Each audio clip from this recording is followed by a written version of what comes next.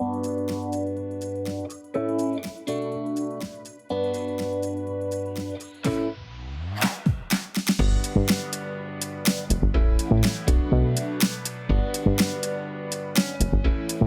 and welcome to the Marathon Medic podcast.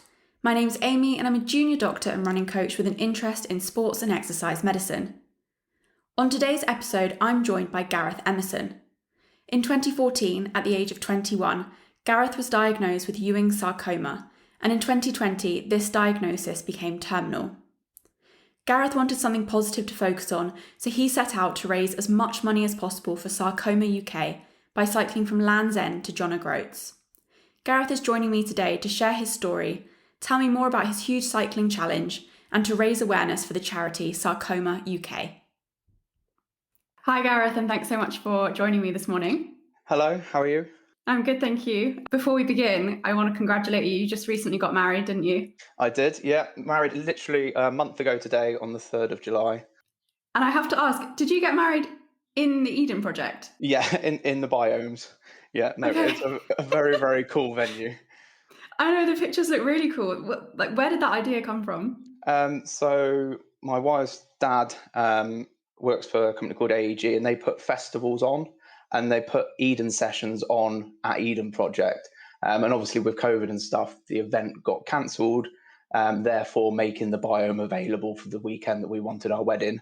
And it just sort of went from there. That's amazing. I can't imagine too many people have got married in the Eden Project. No, it was very special venue, special day. And to be cliche, I'd say it was genuinely the best day of my life. It really was. It was very, very special. Good. I mean, that's what it's supposed to be. So really happy for you. And you managed to get away briefly afterwards, didn't you? Which is impressive in this time. Yeah, so we tried to navigate. So we went to Jersey for 5 days, and then we went from there to Antigua, which was actually short-lived because the flight itself gave me a swell on the brain because I'd recently had some treatment back in November last year, and something had triggered on the flight, with it being altitude or whatever, and I didn't have the medication with me that I should have had. So it was a short-lived second honeymoon part 2, but the whole trip around Jersey and stuff was fantastic. So we were just glad to get away. Probably chancing it a bit by trying to fit 10 days in Antigua on the end. Well, at least you got a couple of days. A couple of days in. So I guess just to start with, would you mind just introducing yourself to everybody and just a little bit about your background and I guess why you're here to chat with me today? Yeah, so I'm Gaz. I'm 28 years old. A massive Liverpool fan. I'm living in London, so that doesn't really work. But I was brought up in the Midlands, which is obviously quite close to Liverpool. Very outdoorsy, enjoy music festivals and sort of just having fun, really. Really like traveling, done some really cool trips. Went interrailing sort of when I was 16 and got the bug. So we've done a few different trips around the States, been to Colombia. Just really like getting out and about and just trying to make the most of what time we've got. And then a little bit of work on the side. Just to pay for all the cool trips. That's it. Yeah, exactly that. But then I suppose, the story behind my diagnosis was 7 years ago. I got diagnosed with a rare form of bone and soft tissue cancer called Ewingsarcoma. I was living at home with my parents at the time. And it was, I suppose, I had a bad back, like in the lower of my spine. So I just went to the doctors to get it checked out. They didn't really know. I was going to the gym quite a lot at the time, so I just put 2 and 2 together and thought I'd pulled a muscle in my lower back, sort of rested up, took painkillers, and then fast forward sort of 3 months later, I was still having the same issues, but hadn't really done anything about it apart from these physio sessions that weren't helping. And then the pain got so bad on one Sunday afternoon, my mum took me up to A&E to go and get a scan. And then that scan would reveal that there was a tumour growing on the bottom of my spine, which was the size of 2 tennis balls, hence where I was getting the sort of pain from. And that was sort of putting pressure on my nervous system in my back. So that's sort of where the diagnosis all started in 2014. And then, so were you 21 at the time? 21, yeah. What was that A&E trip like, to go in thinking, as anyone would, that you're kind of a fit, healthy, gym-going 21-year-old, and then to walk away with that finding? Yeah, like I couldn't believe it, and it didn't sink in for a very long time. And while I was sort of going through that process, and because Ewing sarcoma is such a rare disease, they take such a long time to actually work out what it is. It starts typically in like the pelvis region, which is where mine was. It was in my sacrum bone. Yeah, Ewing's can basically metastasize and spread to other soft tissue areas, which is obviously like lungs and things like that. That is what happened to me as well, at a later stage. But that whole initial, 21 years old, fit, healthy, and to get something that is completely like bad, it's just bad luck. It wasn't because of a lifestyle choice or anything that I'd done. It was just pure bad luck. And I think that really took a long time to settle in and to try and understand the whole why me sort of scenario. How were your friends? How did they manage it? Because I think, again, when someone has that kind of diagnosis, no matter what age, it can be quite a difficult thing to talk about. But at that young age of 21, that's even more. It's difficult to understand. It's difficult to know how to treat somebody. Do people treat you differently? What are the kind of what were your No, experiences? no, the whole experience of my friends has, and I'd always said to them, I don't want to ever be treated any differently. And the whole journey, I've always said that I don't want cancer to stop me doing anything. Just because I've been diagnosed with something, I don't want to let that get in the way of me living my life the way I want to. And I've stuck to that the whole way through. And I think it's just being able to try and have that positive mindset to be able to do that, which I've been very fortunate that I've got. And I speak to a lot of people that are going through similar stuff, and not everyone does, and people do struggle with it, like the emotional side of it, a lot more than I do, maybe. So I think I'm quite a practical thinker, and sort of I know that I'm going through this rough spell or the period of time while I'm on chemo or treatment. But once that's over, there is an end to it, and then I'll get back to my normal life. And I think if you can just sort of categorize them different times in your head, which I've been able to do over the sort of last 7 years, then it sort of works for me. Did it take you quite a long time to get to that point of having a relatively positive outlook, considering everything that's going on? Yes, yeah, definitely. So I think the first time it came back, in my lung, which was in 2017, that was, I would say, stands out as the hardest diagnosis, because I'd gone through sort of 9 months of really difficult treatment up in Manchester, sort of in 5 days at a time, and then off for 2 weeks to recuperate. And I'd had radiotherapy alongside it. Like, it was a really tough regime. But then to come out of that, have it was 2.5 years of no cancer, I sort of forgot about it and moved on with my life, got a new job. We moved to Bristol and just sort of, enjoying life. Then we moved to London, and then literally like 4 months after moving to London, it came back. Just got picked up on like a routine scan. And yeah, that was it. It was in the lung. And I think that was the hardest or the hardest pill to swallow, because I knew what I had another fight against me, another sessions of chemo, and it's not a nice journey to go through. So I think, yeah, that was the hardest bit. And I think that the other times where it's come back since then, emotionally, it's not been so hard, but that first time was the worst one. Yeah, I can. I mean, I can only imagine. The resilience that you have over all of those years is really impressive. Would you mind, just as you mentioned, it's quite a rare diagnosis, and it's something that I'd heard of, but actually I'm not hugely familiar with it. I haven't seen any patients myself with it, and I'm sure there's lots of people listening that won't have even heard of Ewingsarcoma before. So would you mind just sharing a little bit about what it actually is? Yeah, so Ewingsarcoma is a rare form of like bone or soft tissue cancer. It affects primarily children, and young adults. It starts in the bone, and the most common sites I've said were like legs, pelvis. Mine started in my sacrum, and then Ewing's can metastasize and spread to, I suppose, the soft tissue areas, which is like lungs, which is what's happened to me. And then since then, it's also spread to my brain in November last year, and then it's come back on my spine in a most recent scan that was picked up a couple of weeks ago. I suppose it's because it's so rare, it's often misdiagnosed, and then later diagnosis means obviously poorer prognosis. So as I said, when I had that sort of what I thought was a bad back, there was a good 3-4 months there where I had this tumour inside me, but obviously I wasn't getting any treatment for it. And there's always a little thought in the back of my mind that had I have found out sooner, is there a chance that it would have just been that one time and it wouldn't have come back so many times? Which I suppose that's quite somewhat difficult to deal with. And then sarcoma as a illness makes up about 1% of all cancer diagnosis. And I remember when I was first diagnosed, my consultant was saying to me that I had better odds of winning £200,000 on the lottery, and that it was just complete bad luck that I had got that type of cancer in that place in my pelvis.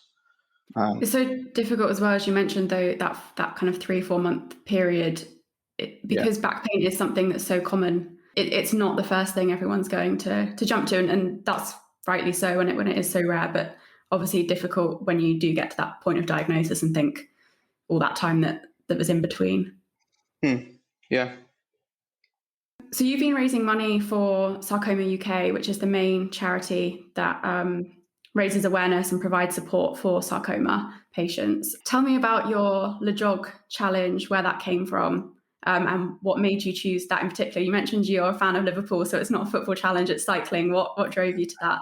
So if I take you back to sort of November last year, I got a terminal diagnosis, and I sat down with Zoe and I was like, I really want to write a bucket list and just get some stuff down on paper of what I'd really like to tick off.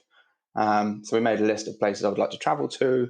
And then I was like, I really want to raise as much money as I can. And I suppose, and the awareness side, because not many people have heard of sarcoma or sarcomas.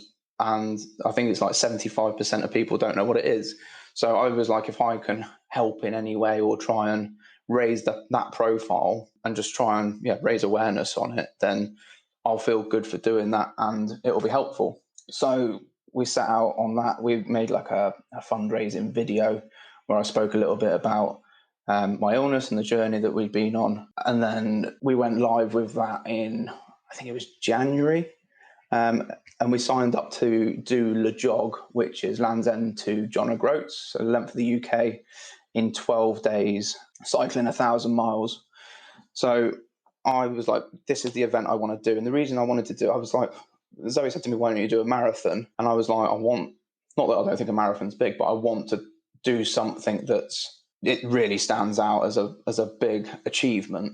And I thought, what better way of cycling the length of your country when you can't go anywhere in a pandemic anyway? So at least I could travel the length of the country and hopefully enjoy it at the same time, which we did. So that's how we landed on LEJOG. And the training was difficult because we started the training in January, so it was freezing cold. I didn't even own a bike. That was going to be my next question. Were you a cyclist before you did No, this? not at all. Are you a cyclist now, or is it the kind of one hit? Yeah, we'll come on to that. I'm no Bradley Wiggins. So it was just a case of we bought some bikes, and at the time, because of COVID and everyone being locked up at home, loads of people were buying bikes. So I put an order in, and then it was like, it's going to take like 4 weeks to get here. I was like, this is my training time. So we actually we actually started our training on Boris bikes. To be honest, when you said 4 weeks delivery, I thought that was pretty good, considering like I ordered one during lockdown as well, and I had to wait 6 months. So I'm glad yours was 4 weeks. You'd have really been struggling with your training. So you get how far were you going on Boris bikes? So I was going to my chemo appointments. And any hospital scans and stuff that I had, I was cycling. It was like a 20-mile round trip. But then when we actually got our proper bikes, I found some different routes where I could make the loop to the hospital and back in either 20 or 30-mile loops. So that formulated part of my training regime, really. So I used to cycle to my chemo, which actually made me feel so much better. Just getting that regular exercise. And I hadn't been, the year before, I hadn't been exercising at all, really. So I think just my general fitness got so much better whilst I was doing all this training. But we were cycling 200 miles a week, in the just before we went. So it was quite a big commitment, which I suppose when we decided, or I was like, yeah, I'm going to cycle all over the country. I didn't realise how much of a commitment it would actually have to be. But I'm so glad that I did it. And it's literally the day that I spoke to Zoe and was like, this is what I want to do. She was like, I want to do it with you if I can. And then my dad said he'd do it with me. And then we've got two very close friends, Emily and Zoe, who also said that they'd like to do and just support. So we all five of us, we did LEJOG over an incredible 2 weeks. And how, just because I'm not huge into cycling, I'm trying to, how does it actually work in terms of the route and like where you stay at night and carrying things around? What's the kind of logistics of it? So there's two ways of doing it. You either do it supported or unsupported. Unsupported sounds like an absolute nightmare. And I think that's just a level too far. Sleeping in tents at the side of the road when you're covering over 100 miles a day is not my cup of tea. So we decided to go for the supported option, and we did the whole trip with Discovery Adventure, and they just organise everything. So they organise your accommodation, they meet you down at Land's End, and then there's basically a support group. So there's 2 vans that follow you up the country, and they have like water stops and a lunch stop that they set up. So yes, it was a challenge and it was a long way and it was difficult, but it was getting on the bike and just cycling every day between 80 and 100 miles. That was that. And I suppose that was why I wanted to do it supported, because obviously I just had chemo as well. I had chemo, I had 3 weeks off, and then I did the cycle. I think, just the body was already obviously fatigued and everything else with the treatment that I was on. So being able to push myself that little bit further, it was all because of the support that I had with me. And it just made it so much easier being with, very close friends and family, and just enjoying that experience together.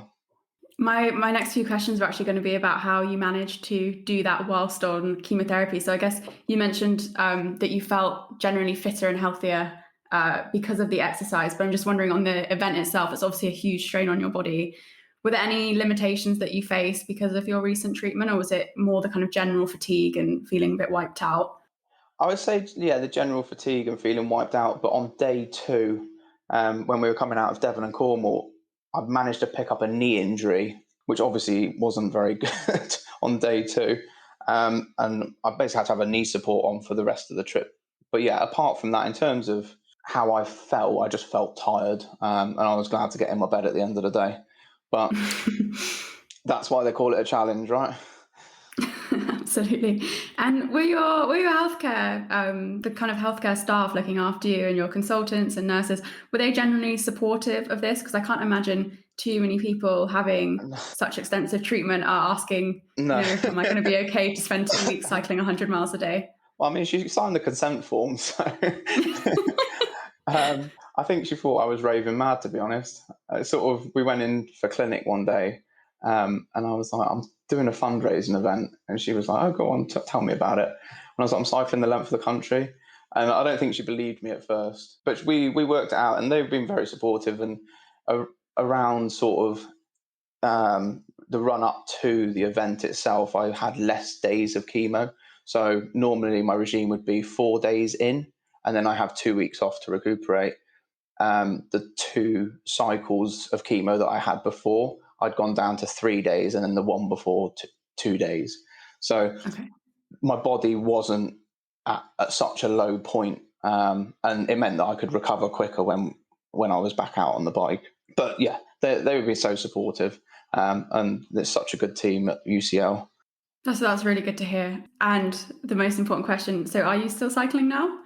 So we obviously had the wedding and everything going on. So our bikes got couriered back. So they flat packed the bikes, and we put them together like 3 days ago.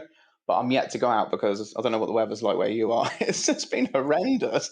Yeah, You look outside it's one not minute, great. it's sunny. You think, oh, I'll go out for a ride, and then the next minute later, it's literally flash floods. But yeah, no, I'm hoping to go out maybe even this afternoon.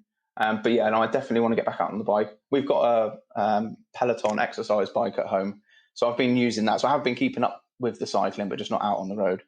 But yeah, no, I'm dead keen to get back out there.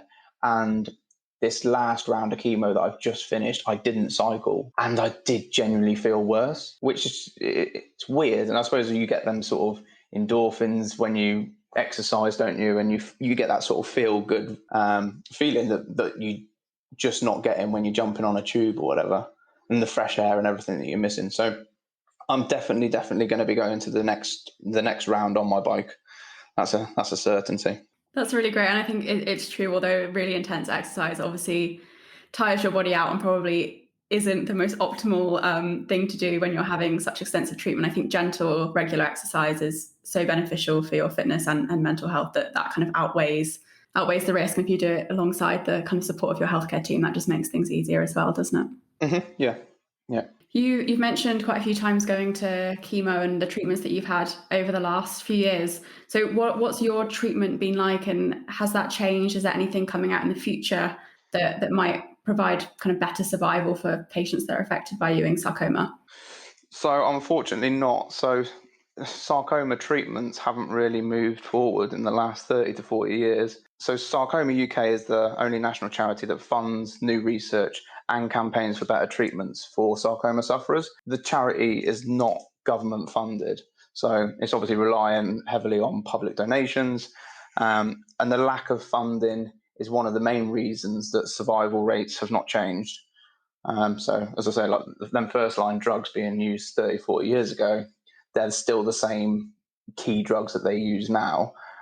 So I suppose the funding would then bring more research, and research would then find better treatments or ones that are more successful. And if people wanted to go direct to Sarcoma, is it Sarcoma UK? Do you know what their website is, or the best way for people to kind of check that Yeah, charity out? it's just sarcomauk.org, I think. And yeah, there's loads of information on their website, and they offer advice lines and stuff to people that are obviously going through treatment and difficult times. So just having that there as another option is also like really, really good and really useful for anyone that's struggling.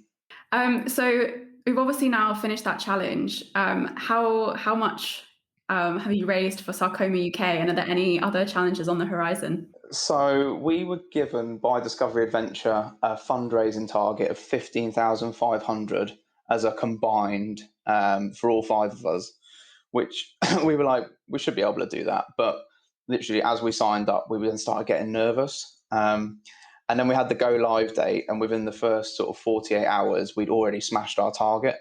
So we put a video together, we put it all over social media, and it was shared by so many people, which people sharing stuff on social media, you don't understand how helpful that is when you're trying to achieve something like this. And sort of, yeah, you're trying to raise awareness, or you're just trying to spread a message. But the support that I've had through the Instagram followers and Facebook friends and stuff, I think the power of social media is just so special, and it's helped me achieve that fundraising target. So we had to move it. So we basically hopped to 25 grand on the next one.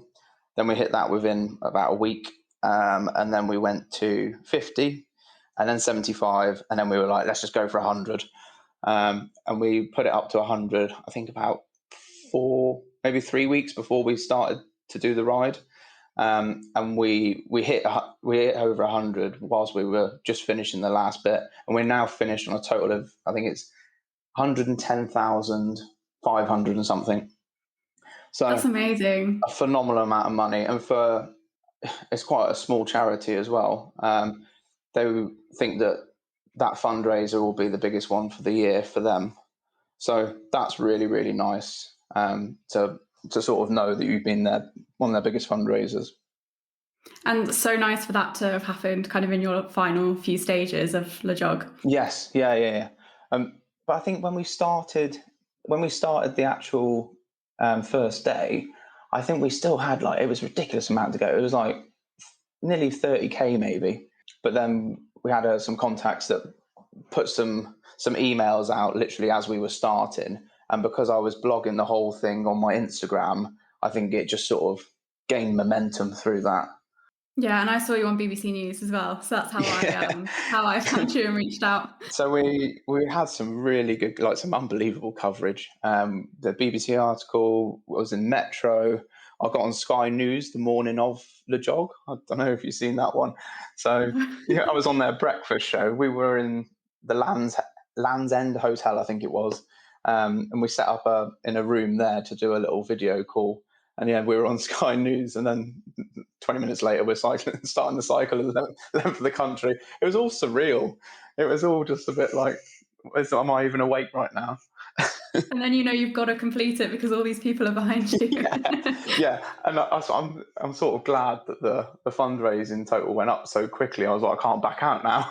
I've got to do it. Perfect. Thank you so much for speaking with me today and sharing your experiences. I was just hoping we could end on you just sharing, I guess, what are the main things that you want people to take away and the main things that you're hoping to raise awareness of? So if people were just to kind of fast forward to this section, what are the key messages that you want to share? So I think finding something that, even though when you might be in a time of maybe need or going through a difficult time, is to try and find the positives within that. And what I mean by that is, what message I'm trying to help put to other people is, I was given a terminal cancer diagnosis, but then managed to turn that into a positive by raising a lot of money for charity, and sort of trying to help raise awareness for the type of cancer that I've got. And it's given me a focus. It's taken my mind off the whole cancer side of it. And I suppose having a focus and having a purpose in life is what everyone needs, isn't it? It gives you the drive and it gives you the get up and go, to want to keep going out there every day and, I suppose, fighting against it. Perfect. Thanks. I think that can be that's useful in kind of any scenario in life, isn't it? That we have definitely. to just try and shift the mindset, which isn't easy, but it pays off if you can manage to do it. Yeah. Great. Thanks so much for chatting with me. Well, thank you so much for having me on. I've really enjoyed it. Actually, before I go, I need to ask you to share resources. If people want to find you or donate or find out more about sarcoma, would you mind just telling them where to go? Yeah, so on Instagram, my handle is Gaz_Emmerson. And if you just type my name into Google, either Gareth Emmerson or Gaz Emmerson, all my fundraising stuff will come up there with the Just Giving page. And I've got my video on YouTube, which talks about my cancer diagnosis as well. So check it out. Great, thanks. Great, thank you so much for having me. A huge thanks to Gareth for joining me on today's episode. As he said, you can find him on Instagram by searching Gaz_Emmerson. There's a link to his fundraising page there, or you can search Just Giving for Team Gaz Emmerson. If you want to learn more about sarcoma, then you can head to the Instagram page for the Sarcoma UK charity by searching Sarcoma_UK, or you can visit their website, sarcoma.org.uk. For more podcast episodes, you can head to marathonmedic.com. You'll also find running routes, training ideas, and blog posts there. Thanks so much for listening.